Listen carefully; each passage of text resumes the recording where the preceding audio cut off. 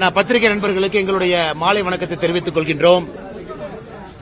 ஒரு நிமிஷம் சாரி டக்குனு வைப்பா.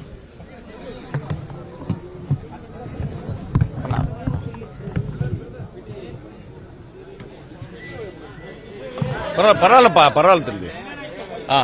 நான் பத்திரிகை நண்பர்களுக்கு எங்களுடைய மாலை வணக்கத்தை தெரிவித்துக் கொள்கின்றோம். ஒரு துக்ககரமான நேரத்தில் பகுஜன் சமாஜ்வாடி கட்சியினுடைய கிட்டத்தட்ட 20 ஆண்டுகள் தமிழகத்தினுடைய மாநில தலைவராக இருந்து 2 நாட்களுக்கு முன்பு நம்மை விட்டு பிரிந்திருக்கக்கூடிய ஆம்ஸ்ட்ராங் அவருடைய இல்லத்திற்கு வந்து அவருடைய குடும்பத்தினரை சந்தித்து நம்முடைய கட்சியின் சார்பாக இரங்கலை தெரிவிப்பதற்காக இங்கே வந்திருக்கின்றோம். இந்த நிகழ்வு என்ன நம்முடைய தமிழகத்தில் நடந்துச்சோ, தமிழகத்தில் இதுபோன்று நடந்திருக்க கூடாது, இதுவரை நடந்ததில்லை. ஆனால் முதலாக சென்னையில்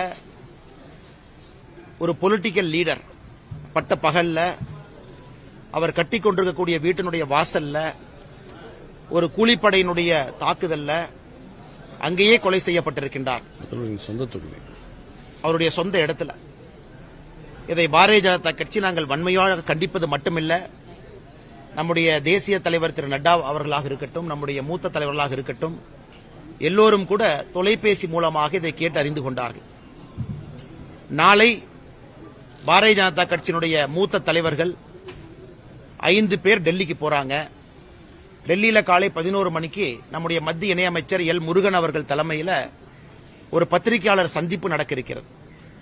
குறிப்பாக ஆம்ஸ்ட்ராங் அவர்களுடைய கொலை எந்த அளவுக்கு தமிழகத்தில் சட்டம் ஒழுங்கு கேள்விக்குறியாக்கி இருக்குது, அதே நேரத்தில் இதற்கு ஒரு சிபிஐ விசாரணை வேண்டும் என்று கூட தமிழக பாரதிய ஜனதா கட்சி நாங்கள் முன்னெடுத்திருக்கின்றோம். அதை எல்லா நாளைக்கு நம்முடைய மத்திய இணையமைச்சர் முருகன் அவர்கள் இங்க இருக்கக்கூடிய தலைவர்கள் எல்லோரும் டெல்லியில 11 மணிக்கு காலையில் பத்திரிகையாளரை சந்திப்பாங்க.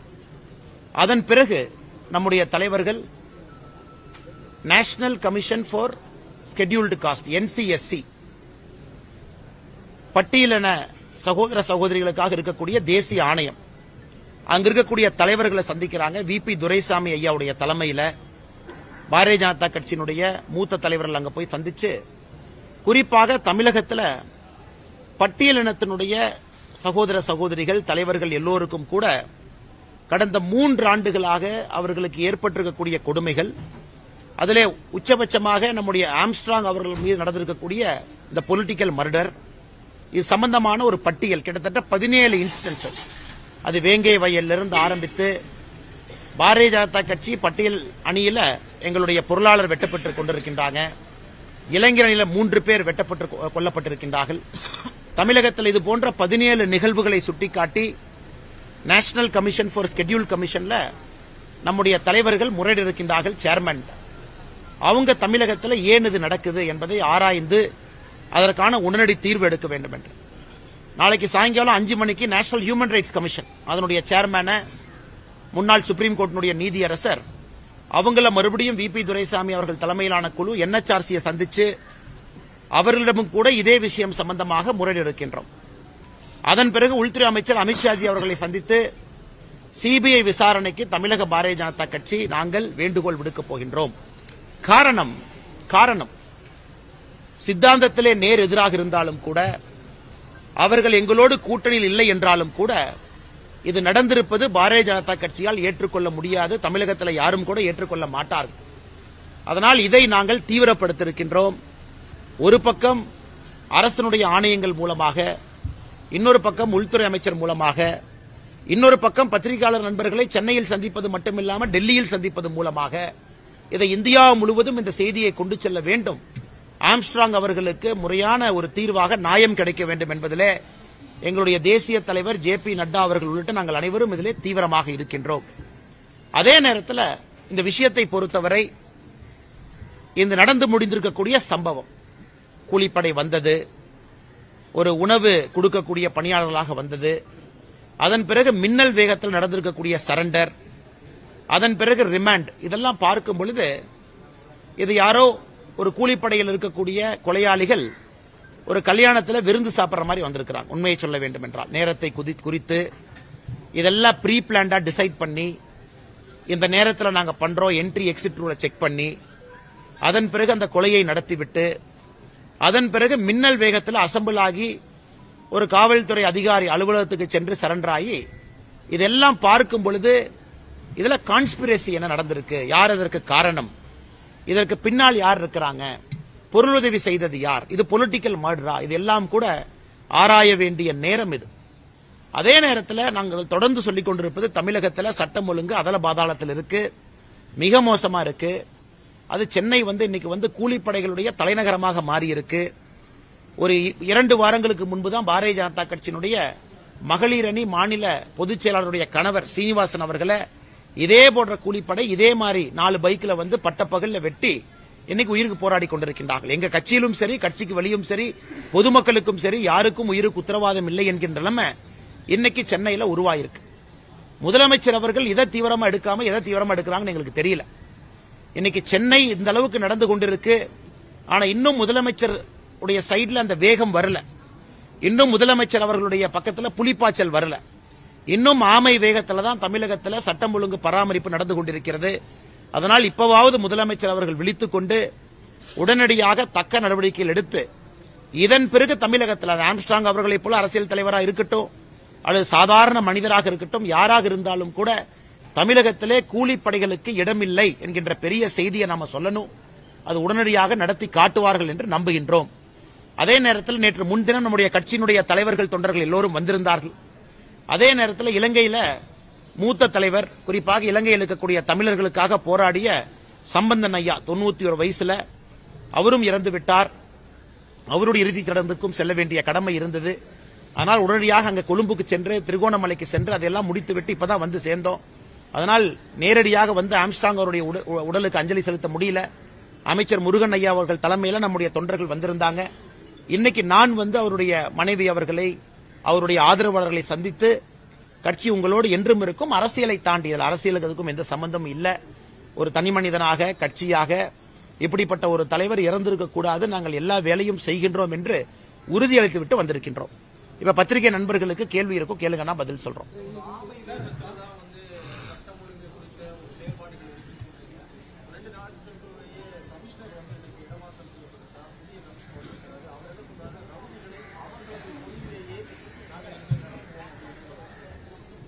நான் எப்பொழுதுமே இந்த காவல்துறையின் மீது ரொம்ப பிரஷர் போடும்பொழுது என்ன ஆகுனாங்கன்னா, இது ஒரு போலீஸ் ஸ்டேட்டா மாறிடும். தமிழகம் ஒரு போலீஸ் ஸ்டேட்டா மாறக்கூடாது என்பதில் நாம் தெளிவாக இருக்க வேண்டும். முதல்ல என்கவுண்டருக்கு என்கவுண்டர் பாணி அதெல்லாம் போச்சுங்க. நான் 21ஆம் நூற்றாண்டுல 2024 முக்கியமான ஒரு காலகட்டத்தில் இருக்கும். ஆனா இன்னைக்கு நாம் கேட்பது எல்லாமே பிரிவென்டிவ் ஆக்ஷன் கேட்கிறோம். காவல்துறைக்கு அவர்களுடைய பாணியினா ஒரு என்கவுண்டர் பண்ணி கொலை பண்றது, இதுக்குள்ள நாங்க பேச விரும்பலீங்க. அது தமிழ்நாட்டை ஒரு போலீஸ் ஸ்டேட்டா மாத்திரும், நமக்கு அது வேண்டாம். நாம் கேட்பது ஒரு நிகழ்வு நடப்பதற்கு முன்பு காவல்துறை செய்யக்கூடிய வேலைகள். உதாரணத்துக்கு பாத்தீங்கன்னா, கோயம்புத்தூர்ல அந்த ISIS அந்த சூசைட் தாக்குதல், அந்த பர்டிகுலர் பர்சன் மேல வாட்ச் போட சொல்லி போட்டிருந்தாங்க. ஆனா அவன் மேல வாட்ச் பண்ணல. இது போன்ற பேசிக் மிஸ்டேக்ஸ் தமிழ்நாட்டில் நிறைய நடக்க ஆரம்பிக்குது. அதே போல ரவுடிகள் மீது கண்காணிப்பு, ஜெயில யார் இருக்காங்க, வெளியார் வர்றாங்க. இன்னைக்கு தமிழ்நாட்டில் நிறைய கொலைகள் பாத்தீங்கன்னா சரண்டர் பண்றாங்க. நம்முடைய கட்சியில் லாயர் நிறைய இருக்காங்கன்னா, டாப் கிரிமினல் லாயர்ஸ் இருக்காங்க. அவங்கள்ட்ட பேசும்பொழுது ஒரு விஷயம் தெல்ல தெளிவா என்ன கிடைக்குதுன்னா, தமிழ்நாட்டில் ஒரு மர்டர் நடந்த உடனே அந்த ஏசியோ டிசியோ அந்த டாப் கிரிமினல் லாயருக்கு போன் போடுறாரு, அண்ணே கொஞ்சம் ஆளுகளை சரண்டர் பண்ண சொல்லுங்க. உடனே இந்த லாயர்ஸ் நெகோசியேட் பண்றாங்க, அண்ணே சரண்டர் பண்ண வைக்கிறான், நீங்க ட்ரீட்மெண்ட் கொடுக்க மாட்டேன்னு சொல்லுங்க, என்கவுண்டர் பண்ண மாட்டேன்னு சொல்லுங்க, கொலை பண்ண மாட்டேன், அடிக்க மாட்டேன்னு சொல்லுங்க. அதன் பிறகு ஒரு நாள் கழித்து குற்றவாளி சரண்டர் ஆகிறது. தமிழ்நாட்டில் நடக்கக்கூடிய நிகழ்வை நான் உங்களுக்கு சொல்றேன். இதான் உண்மை. முதல்ல இது ஒளியணுங்கண்ணா. ஒரு காவல்துறை ஒரு பெரிய கிரிமினல் லாயரை தொடர்பு கொண்டு, அண்ணே கொலை பண்ணவங்களை நீங்க சரண்டர் பண்ண சொல்லுங்க அப்படிங்கிற வார்த்தை வந்துட்டாவே இது போன்ற நிகழ்வுகள் அதிகமாகும். ஏன்? போலீஸ் தன்னுடைய முன்னெச்சரிக்கை கடமையை சரியாக நடத்தாதனால கிரைம் நடந்த பிறகு ஒரு மீடியா நீங்க போடுற பிரஷர், பப்ளிக் போடுற பிரஷருக்கு உடனடியாக குற்றவாளியை கண்டுபிடிக்கணும், அந்த ஷார்ட்கட் எடுக்கிறாங்க. இந்த ஷார்ட்கட் என்ன ஆகுதுங்கன்னா, ஒரு சரண்டர் ஆனா உங்களுக்கு தெரியும், இன்னைக்கு சரண்டர் ஆயிருக்கிறாங்க. ஒரு காவல்துறை முன்னால் சொல்லக்கூடிய எந்த விஷயம் inadmissible before a court of law. அது இந்தியாவில் இருக்கக்கூடிய ஒரு விசித்திரமான ஒரு சட்டம். இன்னைக்கு சரண்டர் ஆனவங்க கோர்ட்டுக்கு இன்னும் 1 மாசம் கழிச்சு ட்ரையலுக்கு போகும்போது, நான் சரண்டர் ஆனேன் அப்படிங்கறதே கோர்ட்ல ஏத்துக்க மாட்டாங்க.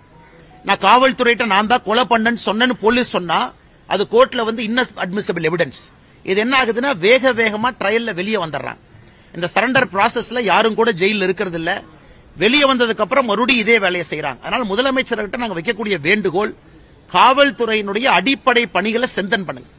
ஒரு பப்ளிக் பிரஷர் வந்துருச்சு, மீடியா பிரஷர் போடுறாங்க, ஒரு கமிஷனரை மாத்தினேன், இன்னொருத்தர கமிஷனரா போட்டோம், இந்த கமிஷனர் அக்ரெசிவா பேசியிருக்காரு, அது தேவையில்லாத வேலை என்பது எங்களுடைய வேலை. எல்லா ஆளுக்கும் நல்லதான் ஐபிஎஸ் படிச்சுட்டு வந்திருக்காங்க. இன்னைக்கு அடிப்படை வேலை போலீஸ் ஸ்டேஷன்ல சப் இன்ஸ்பெக்டர், ஏசிபி, டிசிபி அந்த லெவல்ல அடிப்படை வேலைகள், ரொம்ப கடுமையான வேலைகள், ப்ராப்பர் செக்கிங், மானிட்டரிங், 107 சிஆர்பிசி, குண்டாக்ட் சட்டத்தை ஒழுக்கமா போடுறது, கண்காணிக்கிறது, அவங்களுடைய பினான்ஸ் சொத்துக்களை பறிமுதல் செய்வது, கோர்ட்டு மூலமாக ரவுடிகள் சொத்து, இது எதுவும் செய்யாம ஒரு புல்லட் மூலமா ஒரு ரவுடியை கண்ட்ரோல் பண்ணலாம்னு நினைச்சா இன்னும் 2 ரவுடி உருவாகும். இதைத்தான் நான் சொன்ன அந்த ஆமை வேகம் சொன்னாங்கன்னா, பேசிக் ஒர்க் எதுவுமே நடக்காம குற்றம் நடந்த பிறகு காவல்துறை மேல பிரஷர் போட்டு வேலை செய்யற மாதிரி தான் இருக்குங்கண்ணா. இதான் உண்மை. இதை முதலமைச்சர் தனி கவனம் கொடுத்து வேலை செய்ய வேண்டும் என்பது எங்களுடைய வேண்டுகோள். ஆனா இப்படி வர்றேன், இப்படி வர்றேன், முடிச்சுட்டு அடுத்து உங்கள்கிட்ட வரேன்.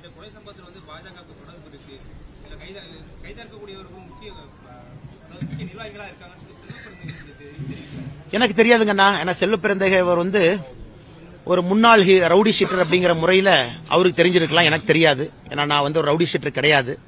அதனால செல்வ பெருந்தகை யாராச்சும் சொல்லிட்டு செஞ்சாங்களா, இல்ல செல்வ பெருந்தகை தமிழ்நாட்டில் எல்லா ரவுடியும் மானிட்டர் பண்றாரா, இல்ல ஒரு செல்வ பெருந்தகை அடிஷனலா தமிழ்நாட்டுடைய டிஜிபி பொறுப்பேற்றிருக்காரான்னு எனக்கு தெரியாது.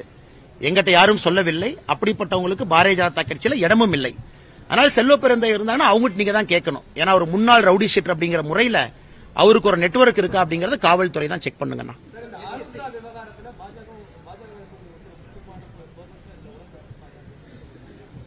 எனக்கு தெரியாதுங்கண்ணா. அதாவது நீங்க பாருங்க, காவல்துறை மாநில அரசு கையில் இருக்கு. ஹோம் மினிஸ்டர் சீஃப் மினிஸ்டர் தமிழ்நாட்டை பொறுத்த வரைக்கும் யாராக இருந்தாலும் நடவடிக்கை எடுக்க வேண்டிய பொறுப்பு தமிழக காவல்துறைக்கு இருக்கு. ஏன்னா தமிழ்நாட்டில் தானே வாழ்றோம். இங்க பாரதிய ஜனதா கட்சி ஆட்சியான இருக்கு, இங்க திராவிட முன்னேற்ற கழகத்தினுடைய ஆட்சி இருக்கு.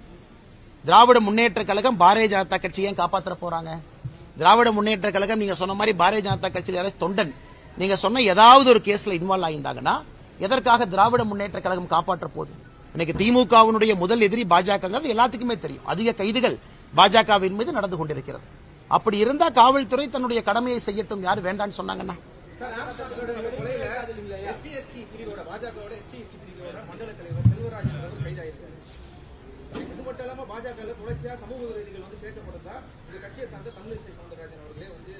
எங்க கட்சியில் அந்த மாதிரி எங்ககிட்ட ரெக்கார்டு இல்ல, டேட்டா இல்லைங்கண்ணா. அதாவது காவல்துறையினுடைய சரண்டர் ப்ராசஸ்ல, கைது ப்ராசஸ்ல யார் என்ன வேணாலும் சொல்லலாம். ஆனா எங்களுடைய கட்சியில அந்த கட்சியில் எங்க கட்சியில் இருக்கக்கூடிய மாவட்ட தலைவரோ அந்த மாதிரி பொறுப்பு போட்ட மாதிரி யாரும் எனக்கு சொல்லல, ரெக்கார்டு இல்ல. அதே போல கட்சியினுடைய மாவட்டத்தில் இருக்கக்கூடிய ஒரு மண்டல் தலைவர், கட்சியினுடைய அடிமட்ட பொறுப்பு, ஒரு கிளை தலைவர், இவங்க யாருமே யாருக்கும் பொறுப்பு போடல. அதனால் பொறுப்பை நீங்க காட்டணும். கட்சி பங்கன்ல யாராச்சும் பங்கேற்றிருக்காங்களா, கட்சி நடவடிக்கைக்கு வந்திருக்காங்களா, கட்சியினுடைய மீட்டிங்ல உட்கார்ந்து இருக்காங்களா அப்படின்னு ஏதாக இருந்தாலும் காவல்துறை அவங்க என்கொயரியில் என்ன வந்துச்சுன்னு சொல்லிட்டு மாநில தலைவராக நான் பதில் சொல்லுகின்றேன். ஆனா எங்க கட்சி ரெக்கார்ட்ல அந்த மாதிரி எது இல்ல. ஒருவேளை பத்திரிகையாளர் உங்களால கண்டுபிடிக்க முடிஞ்சா அதனுடைய கவனத்துக்கு கொண்டு வாங்க, அதன் பிறகு நான் பேசுறேன். ஆனா anyway you talking in English, அதை முடிச்சுட்டு இங்கிலீஷ்ல பேசுவீங்க. அந்த படுகொலைக்கு அப்புறமே அந்த குற்றவாளிகள் சரணடைந்த ஒரு 3 மணி நேரத்தில் குற்றவாளிகள் சரணடைந்ததாக காவல்துறை தரப்புல சொல்லப்பட்டுச்சு. அடுத்து பேட்டியளித்த செல்வ பெருந்தகையா இருக்கட்டும், திருமாவளவனா இருக்கட்டும், குற்றவாளிகள் உண்மை குற்றவாளிகள் இல்லைங்கிறாங்க. மாயாவதி அவர்களுமே சொன்னாங்க தமிழகத்தில் சட்டஒழுங்கு இல்லைங்கிறது. ஸோ இந்த மாதிரியான ஒரு கொலை பண்ணிட்டு ஒரு உண்மை குற்றவாளி இல்லைங்கிறத தமிழகத்தில் முக்கிய கட்சி தலைவர்களே குற்றஞ்சாட்டுறது, கூட்டணியில் இருக்க கட்சி தலைவர்களே. ஆனா ஒரு விஷயம் நம்ம புரிஞ்சுக்கணுங்கன்னா, இன்னைக்கு கிரைம் எப்படி தமிழகத்தில் இந்தியா முழுவதுமே நடக்குதுன்னா, வெற்றவங்க வேற, வெட்ட சொன்னவங்க வேற, வெட்ட சொல்லி பணம் கொடுத்தவங்க வேற, அதுக்கு ஐடியா கொடுத்தவங்க வேற. இதெல்லாம் நீட் நோ பேசிஸ் அப்படிங்கிறாங்க இந்த கூலிப்படையை பொறுத்த வரைக்கும். வெற்றவங்களுக்கு ஏன் வெற்றவங்கனே தெரியாது. வெற்றவனை நீ போய் வெட்டுன்னு சொல்றவங்களுக்கு யார் அவனுக்கு சப்போர்ட் பண்ணாங்கன்னு தெரியாது. தனித்தனி லிங்கா பண்றாங்க. ஏன்னா நானும் காவல்துறையில் ஒரு 9 ஆண்டுகள் பணியாற்றிய காரணத்தினால சொல்றாங்கன்னா, அதனால் நமக்கு இன்னைக்கு யாரு வெட்டுனாங்க அது ஒரு பக்கம் தான், யாரு கொலை செய்தார்கள் அது ஒரு பக்கம். அது அந்த காலத்துல ஒருத்தருக்கு பர்சனல் பகை இருந்துச்சு செஞ்சாங்க, அது வேற. இன்னைக்கு வெற்ற நிறைய பேருக்கு ஏன் வெற்றம்னே தெரியாம வெட்டுவாங்க, ஏன்னா அவங்களுக்கு அது ஒரு அசைன்மெண்ட். அதனால இந்த கொலையை பொறுத்தவரை 120B கான்ஸ்பிரசி, இதற்கான மூளை யார், யார் இதை பிளான் பண்ணது, இது பொலிட்டிக்கல் மர்டரா நம்பர் 1. ரெண்டாவது, ஏன் இவர் எலிமினேட் பண்றதுக்காக ஒரு முயற்சி. இன்னைக்கு பத்திரிகை நண்பர்கள் நீங்க டிவியில போடுறீங்க, 5 முறை 6 முறை செக் பண்ணாங்க, முடியல, 7வது முறை தான் இதை வெட்டியிருக்காங்க, கொலை பண்ணிருக்காங்க அப்படின்னு. அப்ப இன்டெலிஜென்ஸ் டிபார்ட்மெண்ட் ஒரு ஆம்ஸ்ட்ராங் போன்ற ஒரு தலைவர் இருக்கிறாங்க அப்படின்னா, எப்பவுமே இந்த நுண்ணறிவு பிரிவு ஒரு கவனம் வச்சிருக்கும், அதுக்காக தனித்தனியா ஒரு பொலிட்டிக்கல் பார்ட்டிக்குமே தனித்தனியா ஆபீசர்ஸ் இருக்காங்க, கண்காணிக்கிறாங்க. அவங்களுக்கு அது தெரியும். குறிப்பா அந்த ரவுடியை மானிட்டர் பண்ற டிவிஷன் இருக்கு. அப்படி இருக்கும் பொழுது எப்படி அவங்க தப்பு பண்ணாங்க? இதெல்லாமே போனை டேப் பண்றாங்க, பல இடத்தை பாக்குறாங்க, கோர்ட்டை மானிட்டர் பண்றாங்க. அதனால என்னை பொறுத்தவரைங்கன்னா சுருக்கமா சொல்லணும்னா, நான் சொல்வது வெட்டுனது யார், யார் வெட்ட சொன்னாங்க, சப்போர்ட் பண்ணது யார், கான்ஸ்பிரசிக்கு மூளை யார், இதற்கு தலைவர் யார், இந்த எல்லாருக்கும் பதில் வரணும். ஒரு 6 பேர்த்த சரண்டர் ஆயிட்டாங்க, அதோட கேஸ் முடிஞ்சது, இம்பார்ட்டன்ட் இல்லைங்கண்ணா. அது வந்து நத்திங். பின்னாடி இருக்கக்கூடிய அந்த கருவியை இயக்குனது யாருன்னு நீங்க கண்டுபிடிக்கிறது தான் முக்கியம். அது இந்த கேஸ்ல நடக்கணும். மேபி அதைத்தான் மற்ற தலைவர்கள் சொல்லியிருக்கலாம். அதே நேரத்தில் மூத்த தலைவர் மேடம் மாயாவதி அவர்கள் சொன்னது போல தமிழ்நாட்டில் சட்டம் ஒழுங்கு கெட்டு போயிருக்கு, உண்மை. ரெண்டாவது இன்னொரு வார்த்தையை அவங்க சொன்னாங்க. குறிப்பா இந்த மர்டரை பொறுத்த வரைக்கும் அதுக்கு சிபிஐ என்கொயரி வேணும். என்ன அர்த்தத்தில் சொல்லியிருப்பாங்க மேடம் மாயாவதி அவங்க? ஏன்னா அதனுடைய ரூட் தெரியணுங்கிற அர்த்தத்தில் தான் அவங்களும் சொல்லியிருப்பாங்க. ஆனால் முதலமைச்சர் அவர்களே, ஏன்னா காவல்துறையின் மீதும் அவங்க மக்கள் சந்தேகப்பட ஆரம்பிக்கிறனால சரண்டர் எப்படி வேகமா நடந்துச்சு, எப்படி இவ்வளவு வேகமா வந்தாங்க அப்படின்னு கேட்கறனால முதலமைச்சர் அவர்களே தார்மீக பொறுப்பேற்று இது சிபிஐ கொடுக்கலாமே. இது முதலமைச்சர் அவர்களே தார்மீக பொறுப்பெடுத்து, ஏன்னா அவர் வந்து சிபிஐ வரக்கூடாதுன்னு ப்ராசிக்யூஷன் சாங்ஷன் வித்ட்ரா பண்ணியிருந்தாலும் கூட முதலமைச்சர் அவர்கள் மக்களுக்கு ஒரு டிரான்ஸ்பரன்சி, ஒரு ஓபன்னஸ் மெயின்டைன் பண்றதுக்கு முதலமைச்சர் அவர்களே சிபிஐ கொடுக்கலாமே. இல்ல ஒண்ணு இல்லையே, சிபிஐ என்கொயரியில வெளியே வரத்தான போது உண்மை.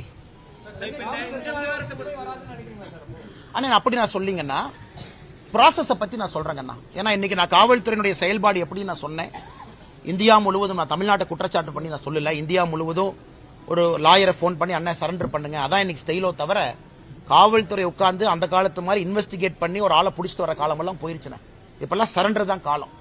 சோ இந்த நேரத்தில் கிரிமினல் கான்ஸ்பிரசி காவல்துறையினால கண்டுபிடிக்க முடியுமா அப்படிங்கிற பொதுப்படையான கேள்வியை நான் வைக்கிறேன்.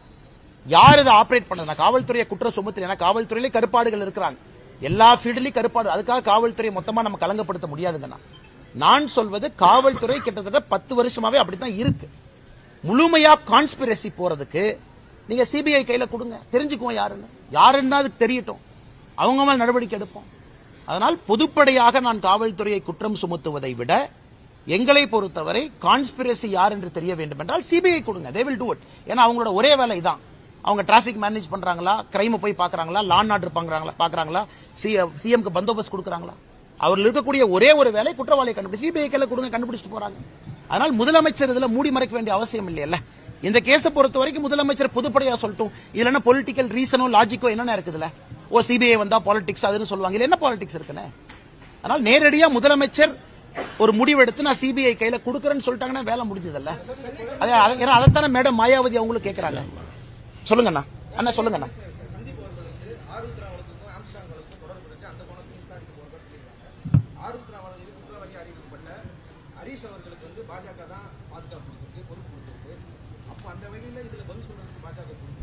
நாங்க எப்படி பதில் பொறுப்பேற்க முடியுங்கண்ணா? நீங்க 3 வருஷமா இன்வெஸ்டிகேட் பண்றீங்க. நான் ஹோம் மினிஸ்டரா? ஹோம் மினிஸ்டர் வந்து டிஎம்கேல இருக்காங்க, சீஃப் மினிஸ்டர் தான் ஹோம் மினிஸ்டர். ஏன் நடவடிக்கை எடுக்கல? அவர் கன்ஃபெஷன் ஸ்டேட்மெண்ட் எங்க? அதெல்லாம் வெளியே விடுங்க. நான் சொல்வது 3 வருஷமா நீங்க தான் இன்வெஸ்டிகேட் பண்றீங்க. பிஜேபி இங்க பவர்ல இருக்கா? இல்ல கருணாகராஜன் அவர் பிஜேபி ஆட்சியில ஹோம் மினிஸ்டரா? டிஎம்கே தானே ஹோம் மினிஸ்டர். அவங்க தானே ஆக்ஷன் எடுக்கணும், அவங்க தானே வெளியே சொல்லணும். அக்யூஸ்ட் யாராக இருந்தாலும் கூட கரெக்டுங்கண்ணே. யூகத்தின் அடிப்படையில் எப்படி நான் பதில் சொல்றது? காவல்துறை ஒரு பிரஸ் மீட் வச்சு சொல்லியிருக்காங்களா? காவல்துறை அப்படி இருந்தா ஏன் நடவடிக்கை எடுக்கலையே நான் கேட்கிறேன்.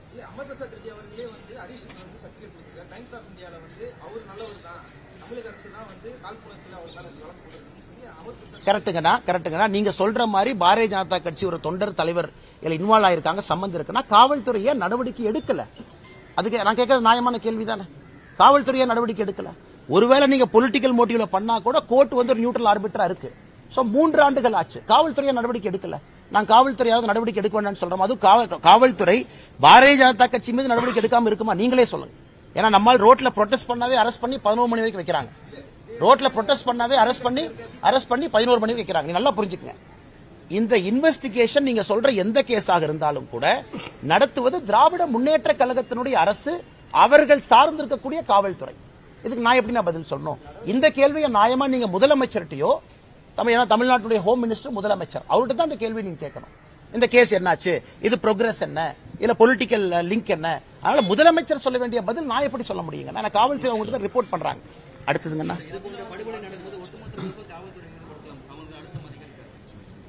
சாரிங்க, நான் மறுபடியும் கேளுங்கண்ணா. சாரி.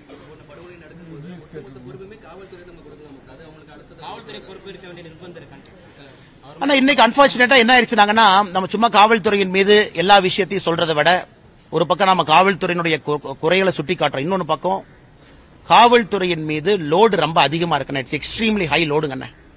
இன்னைக்கு இருக்கக்கூடிய காவல்துறையை வச்சு நீங்க வேலை வாங்க முடியாது. அவர்கள் நல்லவராக இருந்தாலும் கூட ஏகப்பட்ட லோடு, கேஸ் அதிகமா இருக்கு, கன்விக்ஷன் நடக்க மாட்டேது, எல்லா விதமான வேலைகள் பண்றாங்க. லா அண்ட் ஆர்டர்ல இருந்து, பந்தோபஸ்ட்ல இருந்து, பொலிட்டிக்கல் மீட்டிங்ல இருந்து இத்தனை பேரு. ஒரு முதல்ல மாதிரி ஒரு காவல்துறை அதிகாரி ஒரு கிரைம் மட்டும் யாரும் கவனிக்கிறது இல்ல. அதையெல்லாம் தாண்டி இன்னைக்கு சரண்டர் அப்படிங்கிற ஒரு ப்ராசஸ்னால அந்த உண்மை குற்றவாளியை மேப் பண்ணக்கூடிய எபிலிட்டியே காவல்துறைக்கு போச்சு. முதல்ல ஸ்டேஷன்ல ஒரு கான்ஸ்டபிளுக்கு கம்ப்ளீட் ரெக்கார்டு தெரியும், ஹிஸ்டரி தெரியும், அந்த கிரிமினலை பத்தி எல்லா ஜாதகமும் தெரியும். அந்த மாதிரிலாம் ஸ்டேஷன்ல யாருமே இப்ப இல்லீங்கண்ணா. புதுசா வர்றவங்க எல்லாம் அந்த காலத்து 1970, 80 மாதிரி இல்ல, ஏன்னா சிஸ்டம் போயிருச்சு. அதனால இன்னைக்கு காவல்துறையை ரிஃபார்ம் பண்ணுங்கன்னு நாங்க சொல்றோம். You reform the police force, reform. காவல்துறைக்கு தேவையான எய்ட கொடுங்க, நல்ல ஆபீசரை என்கரேஜ் பண்ணுங்க, சரண்டரா அலோ பண்ணாதீங்க, ஸ்பெஷல் கோர்ட்ஸ் கொண்டு வாங்க, தண்டனையை வேகமா வாங்கி கொடுங்க, நல்லவங்களை காவல்துறையை மோட்டிவேட் பண்ணி வச்சிருங்க, எல்லாத்துலயும் பொலிட்டிக்ஸ் கொண்டு வராதீங்க. சும்மா ஒரு டிரான்ஸ்பர் பண்ணிட்டு இன்னொரு அதிகாரி வந்துட்டாங்க அதனால காவல்துறை நாளை காலையில மாறிடுமா? மாறாது. சந்தீப் ராய் ரத்தோர் அவர்கள் இருக்கும் பொழுதும் நைட் அவரானே போலீஸ் பிடிக்கிறாரு. அவரு ஒரு officer, he can only give direction. இன்னைக்கு புதுதா வந்திருக்கக்கூடிய அதிகாரி நைட் 1 மணிக்கு ரோந்து அவர் அக்யூஸ்ட பிடிக்க போறாங்க. சோ காவல்துறையில 99% வேலை நடப்பது கீழ் மட்டத்தில், ஒரு சப் இன்ஸ்பெக்டர், இன்ஸ்பெக்டர். அந்த லெவல்ல நீங்க சரி பண்ணாம வெறும் ஆபீசரை மாத்தி மாத்தி எப்படி பெருசா சிஸ்டம் சேஞ்ச் ஆக போகுதுங்கன்னா?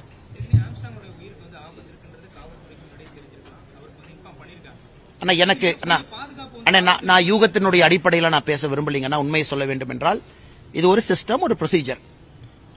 உயிருக்கு ஆபத்து இருக்கா? காவல்துறை எல்லா பொலிட்டிக்கல் லீடர்ஸை பத்தி ஒரு இன்டெலிஜென்ஸ் ரிப்போர்ட் எப்பவுமே கலெக்ட் பண்ணுவாங்க. போலீஸ்ல பாத்தீங்கன்னா எல்லா பென் ப்ரொஃபைல்னு சொல்லுவாங்க, எல்லா தலைவர்களை பத்தி ஒரு பென் ப்ரொஃபைல் வச்சுக்குவாங்க, குறிப்பா ஸ்டடி பண்ணுவாங்க. அதுல கண்டிப்பா காவல்துறைக்கு தெரிஞ்சிருக்கும். ஆனால் எனக்கு தெரியல. இதற்கு பதிலளிக்க வேண்டிய முதலமைச்சர் மட்டும்தான். காரணம், இன்னைக்கு தமிழ்நாட்டில் எத்தனை தேசிய கட்சிகள் இருக்கு, எத்தனை மாநில கட்சிகள் இருக்கு, எத்தனை தலைவர்கள் இருக்கிறாங்க, அல்ல சென்னையில தொடர்ந்து இதெல்லாம் நடக்குது, ஏன் நடக்குது, இன்டெலிஜென்ஸ் டிபார்ட்மெண்ட் மேல ஏன் ஆக்ஷன் எடுக்கல, அதை பத்தி நான் போக விரும்பலீங்கன்னா இதற்கு நான் பதில் சொன்னா அது சரியா இருக்காதுங்கண்ணா. இந்த விவரமா இருக்கட்டும், ஆம்ஸ்ட்ராங் கொலையா இருக்கட்டும், இதுக்கு முன்னாடி அந்த கள்ளக்குறிச்சி விவகாரமா இருக்கட்டும், குற்றவாளிகள் உடனே கைது செய்யப்படுவாங்க. இது ஒரு 3 மணி நேரத்தில் கைது செய்ததா காவல் ஆணையர் பேட்டி கொடுக்குறாரு, உடனே கைது பண்ணுறது சொல்றாங்க. கள்ளக்குறிச்சி விவகாரத்திலையும் குற்றவாளிகள் அடுத்தடுத்து டக்குன்னு கைது செய்யப்படுறாங்க. இவங்க அந்த ட்ரேஸ் எல்லாம் கண்டுபிடிக்கிற காவல்துறை ஏன் அதை முன்கூட்டியே கண்டுபிடிக்க மாட்டேங்கிற கேள்வி. நான் காவல்துறை கைது செய்யற விதத்தை பத்தி நான் பேசிட்டு இருக்கேங்கண்ணா. இன்னைக்கு காவல்துறை மேல ஏகப்பட்ட பிரஷர். கொலை நடந்த உடனே என்னாச்சுன்னா சரண்டர் அப்படிங்கிறது நார்மல்சி ஆயிருச்சு. It's become a normal process. முதல்ல சரண்டர்ங்கிறது எப்போது நடக்கும். இன்னைக்கு தமிழ்நாட்டில் சரண்டர்ங்கிறது 10ல் 7 கேஸ் நடக்குது, வேகமா நடந்துருது. இந்த சிஸ்டத்து மேலதான் பிரச்சனை. இதை முதல்ல விடுங்க அப்படின்னு நான் சொல்றேன். நான் ஆர்குமெண்ட் 1. ரெண்டாவது, இதுல காவல்துறையினுடைய குறைபாடுகள் இருக்கா, இருந்தா நடவடிக்கை எடுங்க, ஆபீசர்ஸ் மேல, இன்டெலிஜென்ஸ் டிபார்ட்மெண்ட் மேல. மூன்றாவது, எல்லா பொறுப்பும் நாம காவல்துறையின் மீது போடுவதும் சரியல்ல. காரணம், காவல்துறைக்கு ஃப்ரீயா வேலை செய்யக்கூடிய அந்த சந்தர்ப்பத்தை உருவாக்க வேண்டியது பொலிட்டிக்கல் அட்மினிஸ்ட்ரேஷன். ஒரு ஃப்ரீடம் அவங்களுக்கு இருக்கணும், அவங்களுக்கு தேவையான ஆபீசர்ஸ் இருக்கணும். ஒரு சப் இன்ஸ்பெக்டர், இன்ஸ்பெக்டர்ல இருந்து நீங்க யாரை வேணாலும் போட்டுட்டு ஒரு ஆபீசரை மேனேஜ் பண்ணணும்னு சொல்ல முடியாது. அதனால அதுக்குள்ள நான் போக விரும்பலீங்கன்னா, ஒரு சிபிஐ மாதிரி ஒரு ஏஜென்சி வரும்பொழுது எல்லாமே தெரியும். கான்ஸ்பிரசியினுடைய ரூட் எங்க எல்லாமே தெரியும். ப்ரீ பிளான்ட் சரண்டரா தெரியும். யாராச்சும் பேசிட்டு சரண்டர் பண்ணாங்களா, எல்லாத்துடைய போன் ரெக்கார்டை செக் பண்ணும்போது தெரியுதாங்கன்னா போகுது. அதனால் தான் மறுபடியும் கேட்கின்றோம், இதுக்கு சிபிஐ என்கொயரி வேண்டும் என்று. கொஞ்சம் சத்தமா சொல்லுங்க, கடைசி கேள்வி எடுத்துக்கலாம், சத்தமா சொல்லுங்க.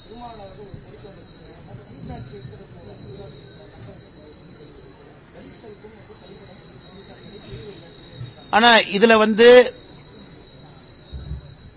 குறிப்பாக தமிழ்நாட்டில் தலித் சமுதாய மக்களின் மீது வன்கொடுமை அதிகமாயிருக்கு. இது உண்மை. இந்த கருத்தை நான் ஏத்துக்கிறேங்கண்ணா. மர்டர்ஸ் அதிகமாயிருக்கு, இந்த கருத்தை ஏத்துக்கிறோங்கண்ணா. ஏன்னா எங்க கட்சிக்குள்ளேயே நான் இன்டர்னலா பாக்குறேங்கண்ணா. வளர்ந்து வர்ற தலைவர்கள் எல்லோரும் படுகொலை செய்யப்பட்டு, குறிப்பாக தலித் சமுதாயத்தில் எங்க கட்சியிலையும் 2-3 பேர் இறந்திருக்கிறாங்க. அண்ணே, ஒரு விஷயத்தை நம்ம என்னன்னாங்கண்ணே, இது எல்லாமே சிம்பிளா ஒரு நாட்டை போட்டு முடிச்சிடறோங்கண்ணா. இவருக்கு பகை, அந்த பகைக்காக ஒருத்தர் கொண்டாங்கன்னு ஒரு சிம்பிள் நாட்டை போட்டு முடிச்சுட்டு போயிடுறோம். அதை தாண்டி யாருமே பாக்குறது இல்ல.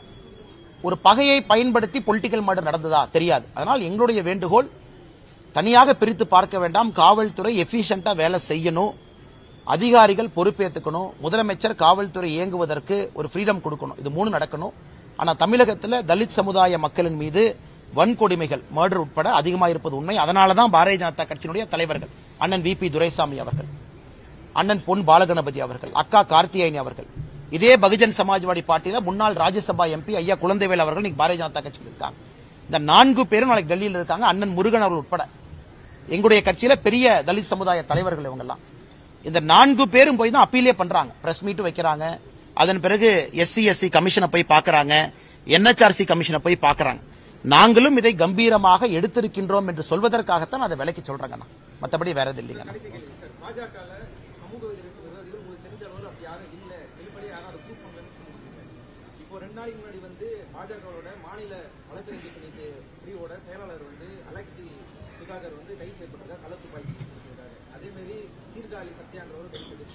ஒரு விஷயத்தை நீங்க புரிஞ்சுக்கணுங்க.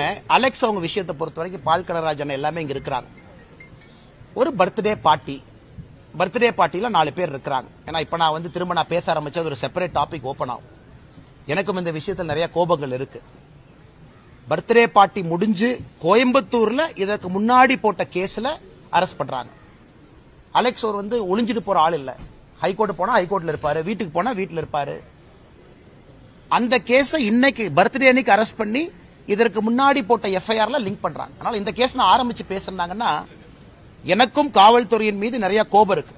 ஆனா முன்னாள் காவல்துறை அதிகாரி என்கின்ற ஒரு முறையில ரிஸ்ட்ரைண்டா பேசுறேன்.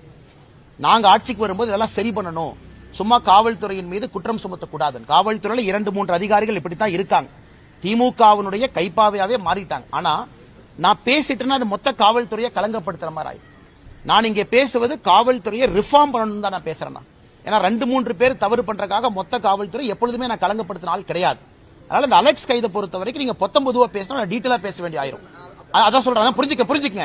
அதனால நீங்க பாக்குற அக்யூஸ்ட்ங்கிற பார்வை வேற, நான் பாக்குற பார்வை வேற. ஒரு மனுஷன் பர்த்டே பார்ட்டி அப்ப தூக்கிட்டு போய் கோயம்புத்தூர்ல இதுக்கு முன்னாடி போட்ட கேஸ், அது தமிழ்நாட்டில் உயரதிகாரி ஒருத்தர் சம்பந்தப்பட்டிருக்காங்க. ஏன்னா அவருக்கு சம்பந்தப்பட்ட யாரோ ஒருத்தருக்கு ஒரு டீலிங் நடந்திருக்கு, அந்த டீலிங்ல இன்வால்வ் ஆயிருக்காரு. இவருக்கும் ஒரு உயரதிகாரி பேரை நான் எடுக்கல. ஏன்னா இந்த மாதிரி நான் பேச ஆரம்பிச்சா அது வேற லைன்ல போயிருங்கண்ணா. ஆனால் உள்ள இருக்கக்கூடிய கோபத்தை உள்ளே வைத்துக் கொள்கின்றோம். எங்களுக்கு ஆட்சி அதிகாரம் வரும்பொழுது திருத்தம் செய்யறதுக்கு பாக்குறோம், பழிவாங்கறதுக்காக பாக்கலீங்கன்னா. ஆனால் நீங்க ஸ்பெசிபிக்கா ஒரு கேஸ் எடுத்து நீங்க போட்டீங்கன்னா அந்த கேஸ் நான் ஒரே வார்த்தையில பொய் கேஸ்னு சொல்லி முடிச்சுட்டு போனா அது வேற மாதிரி ஆயிருங்கண்ணா. நீங்க ஒரு கேஸ் சொல்றீங்க, நான் ஒரே வார்த்தையில அது பொய் கேஸ்னே, அது புட்டப் கேஸ்னே, அது காவல்துறை முன்பகையில அந்த கேஸை போட்டாங்கன்னா பால்கராஜன் இங்க இருக்கிறாங்க, அதுக்குள்ள நான் போக விரும்பலீங்கன்னா.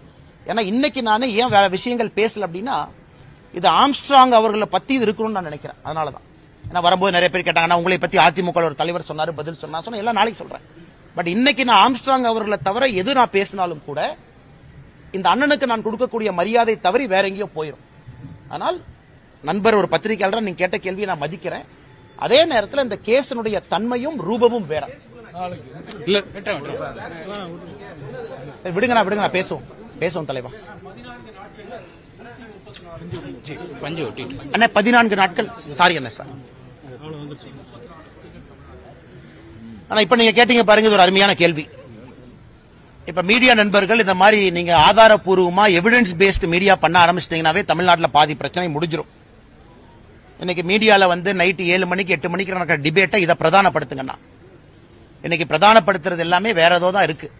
இன்னைக்கு நண்பர் கேட்டார் பாருங்க, 14 நாட்கள்ல தமிழகத்தில் 134 கொலை. அப்ப ஒரு நாளைக்கு சராசரியாக 8-9 நடந்திருக்கு. எத்தனையோ கொலைகள் மீடியால வராம கூட போயிருது. இது உண்மையாலுமே ஒரு அபாயகரமான சூழல் நாம் இருக்கோம். இது ரொம்ப மோசமான சூழல். நான் கண்டிப்பா இதுல நான் அரசியல் பண்ணல. முதலமைச்சர்கிட்ட என்னுடைய அப்பீல், தயவு செஞ்சு காவல்துறையை ரிஃபார்ம் பண்ணி ஃப்ரீடம் கொடுத்து வேலை வாங்குங்க. இல்லாட்டி கைவிட்டு போயிருச்சுன்னா யாருனாலே காப்பாற்ற முடியாது. செகண்ட், அதுக்காக நான் போலீஸ் ஸ்டேட் பண்ண போறேன், காவல்துறையை கண்டமேனிக்கு சுர போறேன், அது சொல்யூஷன் கிடையாதுங்கண்ணா. அடிப்படை வேலை காவல்துறையில் நடக்கவில்லை என்பது வெட்ட வெளிச்சமான உண்மை. அது நடந்தால் மட்டும்தான் நீங்கள் கேட்கிற கேள்விக்கு பதில் அங்கதான் இருக்கு. இன்னைக்கு ரிவெஞ்ச் மர்டர் எங்க கட்சியில நான் பேச ஆரம்பிப்பேன். எஸ் அணியினுடைய பொருளாளர் வெட்டி கொல்லப்பட்டார். அந்த ஏரியால அவங்களுக்குள்ள ஒரு வார், அது சிம்பிளா முடிச்சிட்டாங்க. முன்பகைன்னு வளர்ந்து வர்ற தலைவர் இந்த எலெக்ஷன்ல போட்டி போடுறதுக்கு தயாரா நவம்பர்ல இருந்தாரு. அவர் நின்றுந்தாருன்னா ஒரு 50,000 ஓட்டு கவுன்சிலர் ஜெயிச்சிருப்பாரு. எலிமினேட் பண்ணியாச்சு. இதே மாதிரி திருநெல்வேலியில் ஒரு தம்பி, இளைஞர்கள் வளர்ந்து வர்ற தம்பி, SC சமுதாயத்தை சார்ந்தவர், அந்த ஊர்ல 6 பேர் சேர்ந்து வெட்டி கொண்டாங்க. எனக்கு உள்ளத்துக்குள் இருக்கு. ஆனா நான் ஒரு அரசியல் தலைவரா அது பேசிட்டுனா வேற மாதிரி போயிடும். நிறைய பேர் மக்கள் நம்ம பேச்ச பாக்குறதுனால என்னுடைய தனிப்பட்ட கோபத்தை இங்க காட்டக்கூடாதுன்னு பாக்குறாங்கண்ணா. இன்னைக்கு பாரதிய ஜனதா கட்சிக்குள்ளேயே வளர்ந்து வரக்கூடிய எஸ்சி தலைவர்கள் நாங்க இழந்திருக்கோம். என்னால ஆதாரப்பூர்வமா சொல்ல முடியும். ஆனா காவல்துறையோட ரெக்கார்ட்ல ஒரு முன்பகைன்னு போட்டு அதை முடிச்சிருக்காங்க. அது முன்பகை கிடையாது. முன்பகையை பயன்படுத்தி நடந்திருக்கக்கூடிய பொலிட்டிக்கல் மர்டர்ஸ். அதை தமிழக அரசு ஒத்துக்கிற வரைக்கும் இந்த பிரச்சனை இருக்குங்கண்ணா. ஒத்துக்கிற வரைக்கும் இருக்கும். தமிழ்நாடு அரசு முதல்ல இதை ஒத்துக்கணும். ஒத்துக்காத வரைக்கும் இந்த பிரச்சனை இன்னும் 2 ஆண்டுகள் கழிச்சு இன்னொரு தலைவர் மறுபடியும் நம்ம பேசுவோம். நன்றி அண்ணா. அண்ணா இந்த